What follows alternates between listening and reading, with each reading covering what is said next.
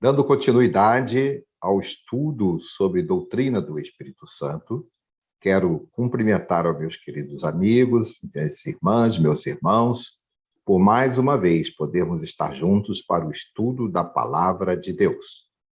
Hoje, estudando a lição de número 4, o estudo de número 4. O estudo de número 4 trata sobre ser templo do Espírito Santo. Nós terminamos a lição de número 3, falando sobre a presença do Espírito Santo na vida do crente. O crente sendo habitação do Espírito Santo.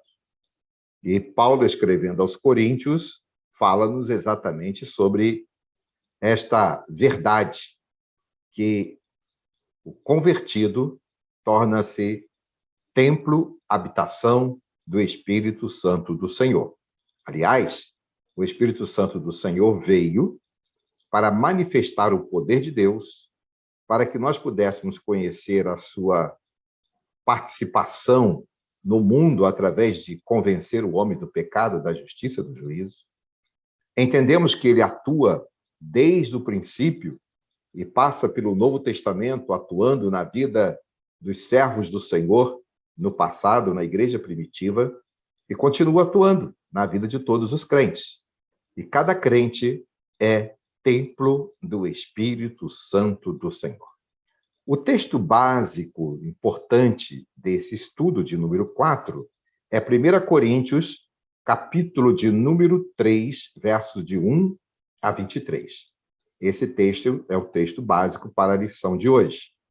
E o texto áureo é o versículo 16 e 17 de 1 Coríntios 3, que diz assim: Não sabeis vós que sois templo de Deus e que o Espírito de Deus habita em vós? É uma pergunta interessante para que a gente possa refletir. Você não sabe que você foi alcançado pelo Espírito Santo de Deus e o Espírito Santo do Senhor habita em você? É Paulo perguntando: se alguém destruir o templo de Deus, Deus o destruirá, porque o templo de Deus que sois vós é santo. A presença do Espírito Santo em nós santifica-nos. Então, Deus cuida para que o nosso corpo seja um corpo saudável, física e espiritualmente, para a ação do Espírito Santo. E o Senhor age com juízo contra aqueles que destroem o corpo, que é o templo do Espírito Santo. Entendemos que o Senhor age com juízo contra aqueles que se levantam contra os servos do Senhor para destruí-lo. Queridos, esta parte inicial é citando o texto básico e o texto áureo, mas vamos à introdução do assunto de hoje, que é ser templo do Espírito Santo. O Espírito Santo consolador de nossas vidas, como está no Novo Testamento, palavra de Deus. A ênfase da lição de número 4 é trazer-nos a lembrança de que cada convertido se torna templo do Espírito Santo. Então, você não pode se esquecer disso. Se você é servo do Senhor, convertido ao Senhor, você é um templo do Espírito Santo. Se você, meu amigo, que por acaso está ouvindo esta mensagem, este estudo, desejar ser templo do Espírito Santo, converta-se ao Senhor.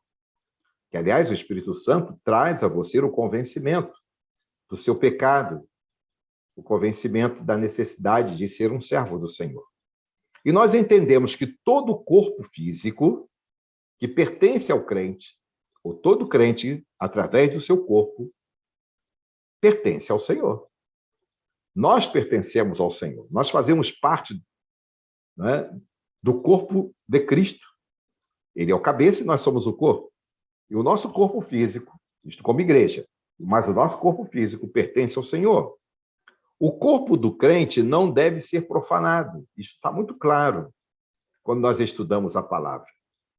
Não deve ser profanado, porque ele é santo. Não é isto que diz lá o texto de Coríntios? Ele é santo, santificado ao Senhor, para o serviço do Senhor. Então, você deve conservar o seu corpo santo, santificado, purificado, livre de tudo aquilo que desagrada ao Senhor, de todo pecado, de tudo que você sabe que não deve fazer e que desagrada a Deus, que traz impureza. Então, o corpo do crente, salvo pelo Senhor Jesus, não pode ser profanado. Ou seja, tudo aquilo que não é sagrado é profano. Então, evite e seja cada dia mais consagrado ao Senhor. É, é, essa, é esse o importante estudo de 1 Coríntios, capítulo 3, de que o nosso corpo é o templo do Espírito Santo e, por isso, então, eu e você temos o compromisso de cuidar bem para que o nosso corpo seja saudável fisicamente, para o serviço do Senhor, e saudável espiritualmente, porque é a habitação do Senhor pelo seu Santo Espírito. Na nova aliança, ou seja, no momento em que Jesus Cristo vem e promete o Espírito Santo, e o Espírito Santo vem e habita entre nós, na nova aliança, a presença de Deus no meio do seu povo apresenta-se através de enchendo-nos com o seu Espírito. Significa ser cheio do Espírito Santo do Senhor. Enchendo cada crente, cada igreja, com o Espírito Santo. Cada um de nós é membro da igreja do Senhor. E o Senhor habita no meio de nós por meio do seu Espírito. Em segundo lugar, igreja e crentes, templo do Espírito Santo. A ideia principal aqui, irmãos, é entender que a igreja é santa, porque os crentes são santos. E o texto bíblico que nos ensina que o próprio Deus habita no meio da igreja, através dos crentes, é 2 Coríntios 6,16, quando diz que somos santuários de Deus, do Deus vivo. Então, Deus habita no meio da igreja através dos crentes. Efésios 2:21, quando se refere ao edifício que cresce para templo santo do Senhor. Então, cada crente reunido na igreja torna-se um edifício construído para a glória do Senhor, para templo santo do Senhor. Veja também outros textos. Aliás, cada texto que eu vou citando, nesta e nas lições passadas e nas lições futuras, eu quero encorajá-lo a consultar na Bíblia a palavra no compêndio que você tem ou na mídia, mas não deixe de consultar cada texto. Mas veja o texto de 1 Coríntios 1:16, 17 e 1 Coríntios 6:19. São textos que apontam para povo de Deus, de forma coletiva, servindo ao Senhor, santificados pelo Espírito Santo, e se apresentam ali como santuários de Deus. A reunião dos salvos torna-se, então, o santuário de Deus. Igreja, e de a maneira mais correta dizer, corpo de Cristo, é o corpo de Cristo, a igreja, onde Deus habita. O Espírito Santo, por meio do Senhor Jesus Cristo, salvando vidas, habita no seio da igreja. Agora, queridos, o que destrói o templo do Espírito Santo? O que traz dificuldade para que o nosso corpo, que é o templo do Espírito Santo, seja santificado ao Senhor? 1 Coríntios, capítulo 3, verso 17. Aliás, quando você lê 1 Coríntios, é interessante observar que a carta aos Coríntios foi uma carta de rumo, para a igreja de Coríntios. Haviam comportamentos ali que precisavam ser conduzidos a consertos, a restauração. E Deus, através de Paulo, escreve para que a igreja pudesse realmente cuidar para que cada crente, cada servo e a igreja fosse santa diante do Senhor. Então, 1 Coríntios, capítulo 3, mostra-nos de que maneira a gente precisa cuidar para que o templo de Deus, o templo do Espírito Santo, não seja contaminado ou destruído. Se alguém destrói o templo de Deus, sofrerá destruição. Então, aqui já mostrando que nós somos responsáveis por cuidar, porque senão seremos alvo do juízo de Deus. Ou se alguém trata mal o templo de Deus, né? O servo de Deus, também é alvo do juízo. Nós temos condições de compreender esses dois lados. Cuide você também do templo de Deus, que é você, salvo em Cristo Jesus, para não ser ajuizado pelo Senhor. E se coloque diante do Senhor e ore por aqueles que te perseguem, porque se eles maltratarem o templo de Deus, que é você, certamente serão alvos também do juízo de Deus. Percebemos aqui, Paulo escrevendo aos Coríntios, exortações sobre aqueles que se dedicam a destruir propositalmente o templo de Deus, a igreja de Deus, o templo do Espírito Santo. Então, é Deus dizendo que ele cuida do seu templo, que ele cuida da sua igreja, cuida dos seus servos. E Deus age contra aqueles que tentam destruir. Seja por falsa doutrina, aí é no interior da igreja.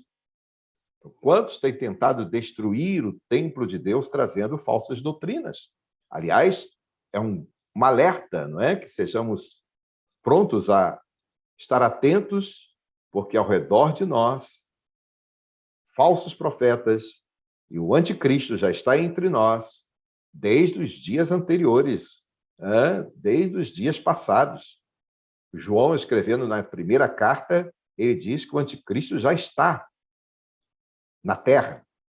E, sem dúvida, haverá um momento ápice da atuação do anticristo, mas ele já está vencido, porque assim o Senhor promete que vencerá qualquer que se volte contra Cristo e a sua igreja. Então, seja por falsos profetas, seja pelo comportamento mundano, a destruição do templo de Deus, da sua vida, não é, do seu corpo, por comportamentos mundanos, seja por má influência no meio do corpo de Cristo. Então, aqueles que trazem má influência serão alvos do juízo de Deus. Os que agem assim não ficarão impunes. É isso que a gente entende aqui, quando Paulo escreve aos Coríntios. Serão réus do juízo divino. Quem se levanta contra a igreja, se levanta contra o próprio Deus. Olha como isto é sério. Então, fiquemos atentos, porque muitos poderão se levantar contra a sua vida como servo do Senhor e contra a igreja do Senhor. Mas, quando assim fazem, fazem contra o próprio Deus. E a igreja é propriedade exclusiva do Senhor. O nosso corpo pertence ao Senhor, consequentemente, nós que reunidos formamos a igreja, pertencemos ao Senhor. Veja também os textos, 2 Coríntios 6, 14 a 16 e 1 Pedro 2, 9, consulte este texto. É Deus agindo, protegendo a igreja do Senhor e destruindo os inimigos da igreja do Senhor e dos crentes. Agora, 1 Coríntios 3, 17, propriamente o Senhor trata dos cuidados que cada um de nós deve ter com o nosso corpo, porque o nosso corpo é o templo do Espírito Santo. Isto fica claro nesse estudo de número 4. Paulo trata, não é, a igreja do Senhor, os crentes do Senhor, como o templo do Espírito Santo. Em 1 Coríntios 6, 19, ele aponta para os membros da igreja de forma individual. Cada um, templo do Espírito Santo. Quando ele escreve aos Gálatas, através de Paulo, ele ressalta que o crente produz as características do fruto do Espírito Santo do Senhor. Gálatas 5, verso de número 22, não é? amor, paz, longanimidade, paciência, temperança, domínio próprio, alegria. São características do fruto do Espírito Santo, que é a salvação. E o Espírito Santo mora no nosso coração e na nossa vida. É a presença do Espírito Santo na sua vida. Então, o amor, a alegria, a paz, a paciência, a longanimidade, a benignidade, o domínio próprio, a mansidão, são características deste fruto que já está em você. E o Espírito Santo quer que você produza cada vez mais as características deste fruto na sua vida e na vida das pessoas ao seu redor. Portanto, queridos, concluindo, aquele que é verdadeiro templo do Espírito Santo, né? Eu e você, salvos em Cristo Jesus, somos os verdadeiros templos do Espírito Santo. Será cada vez mais parecido com Cristo. Assim, nós concluímos que, à luz de 1 Coríntios capítulo 3, Deus habita no crente e dirige as nossas vidas e a igreja na sua existência. E cada crente, habitado pelo Espírito Santo, pode ser usado e deve se deixar ser usado para frutificar as obras do Espírito Santo do Senhor. Olha os textos aqui em destaque para que você possa ler, não é? Assim que terminar aqui de ver este vídeo, abra a Bíblia e leia esses e os outros textos que estão indicados. Efésios capítulo 1, versos 4 a 6. Hebreus 2, de 1 a 4. 1 Pedro 4, 12 a 14. E a carta de Judas, nos versículos 17 até o versículo de número 26. Então, cada um de nós, templo do Espírito Santo, e a igreja do Senhor, onde Deus habita, e cada um de nós que pertencemos à igreja, devemos cuidar para que, santificados no Senhor, o Espírito Santo atue, consagrando-nos, encorajando-nos, dando-nos o poder de testemunhar da nossa fé para a salvação dos perdidos e edificação de vidas. Que Deus nos abençoe. Deus abençoe a sua vida, a sua família, a sua igreja.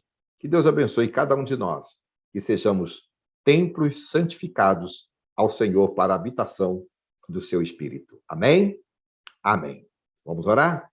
Deus, muito obrigado por mais este momento de reflexão da tua palavra. Ó Deus, usa nossas vidas, usa a vida dos meus irmãos, avisa a vida das tuas igrejas, para que cada um de nós, templos do Espírito Santo, sejamos santificados ao Senhor. Oramos em nome de Jesus. Amém. Deus te abençoe. Até a próxima lição.